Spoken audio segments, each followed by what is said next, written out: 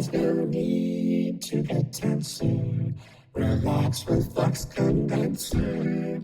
Subscribe, baby, subscribe. The year was 1982, and at 15 years old, I was a rabid reader of Stereo Review and anxiously waited for a new issue to arrive in the mail every month. Being a subscriber naturally put me on a number of mailing lists, and fairly often I'd receive audio-related promotions in the mail. The one I remember most was an offer from Ohm Acoustics to privately audition their new Walsh Twos speakers, which promised a lifelike stereo image from any listening position. I don't remember much else about the invitation, other than it was accompanied with a very slick cutaway illustration of the speaker. I had to hear them. So I got my mom to agree to drive me the 10 miles to the local tech hi-fi store, and got the salesman to agree to let me privately audition an $800 pair of speakers. Remember, I was only 15, and that's over $2,000 in today's dollars. So yeah, to his credit, the salesman treated me as an adult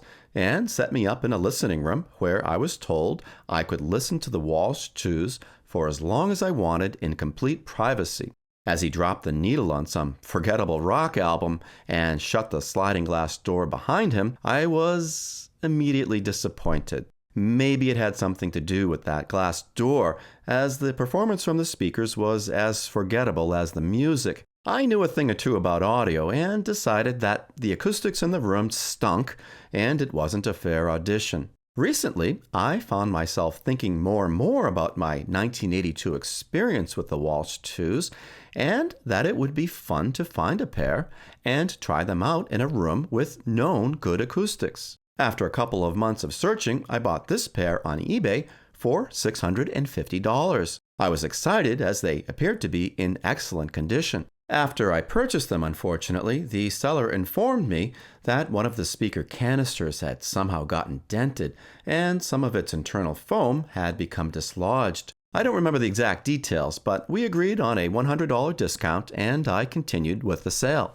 When I got the speakers, I set them up in my vintage hi-fi room/gym. Yeah, it's a bit weird, I know, but I've furnished my home gym with antique audio equipment. It probably sounds crazy to you, but for me it works out great. It's a large room with plenty of space for lots of equipment, and it also happens to be the room where I listen to music the most. So, as I work out, I get to enjoy the latest preamp, amp, tape deck, or speaker I've restored. Win-win.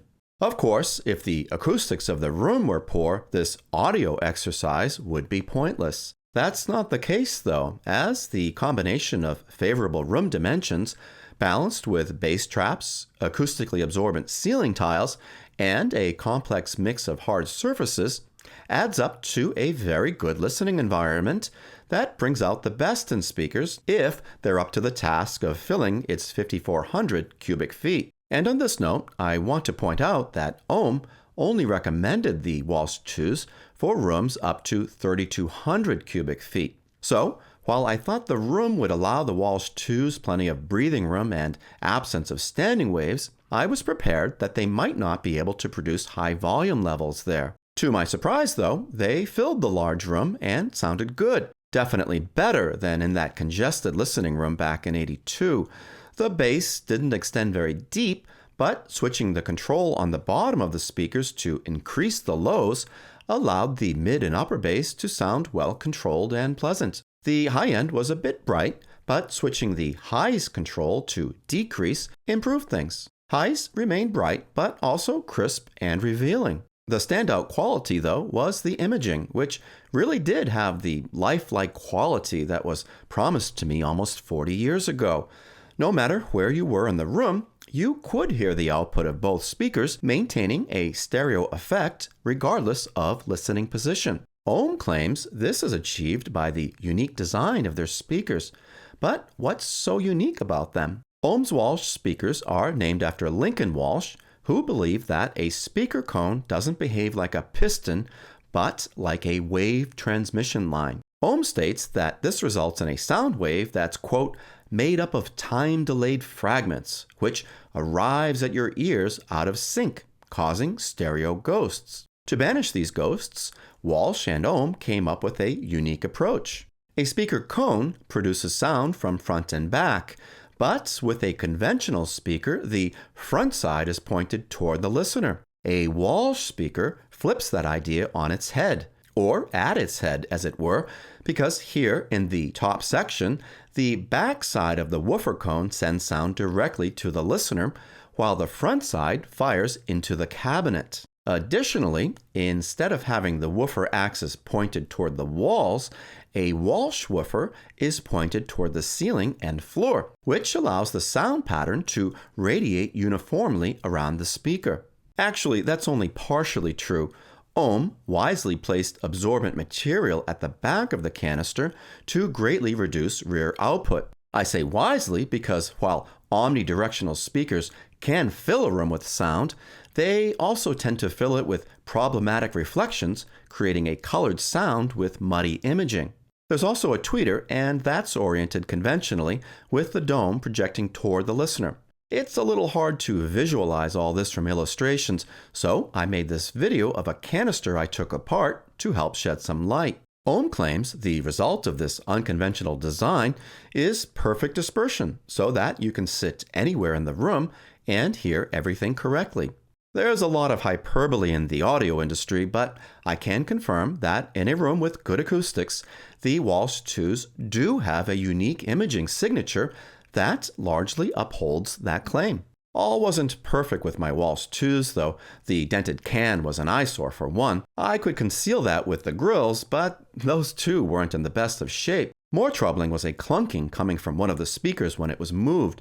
Clearly, something heavy had become dislodged inside and needed to be addressed. With most old speakers, I'd roll up my sleeves and figure out a way to fix the issues on my own, or with some help from the internet. With Ohm, everything is a bit different though.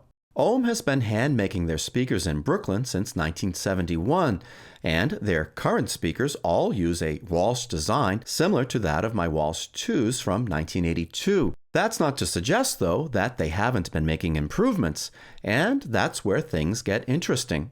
If you click Legacy Parts and Service on their website, you'll find that they offer parts, upgrades, and service on most Ohm models made since 1971. That's pretty extraordinary. On their Walsh 2 page, I found that to fix a dented canister, Ohm charges a reasonable $30. To replace the drivers, a pricey $495. New improved grills go for $120 a pair, and an upgrade kit that promises extended bass, higher, more defined treble, and an ability to play louder will fetch a whopping $1,400 a pair. Options, options. What should I do?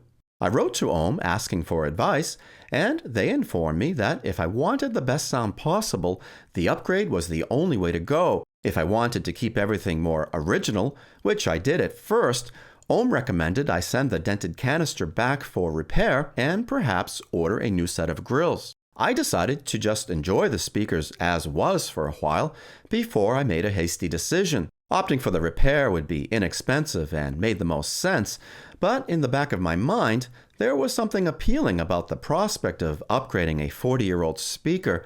It would be expensive, but honestly, it just sounded like a fun project. Weeks went by, and one night, in the middle of a workout, I made the exuberant decision to upgrade. It was probably the endorphins talking, but I thought it'll be a fun project, and I'd get better sound.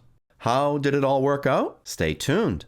In upcoming videos, I'll show you how to install the upgrade kit, and I'll compare its sound quality to the original Walsh Twos, as well as some other vintage speakers. To stay updated, please subscribe and click the bell. And if you like this video, give it a thumbs up. See you soon.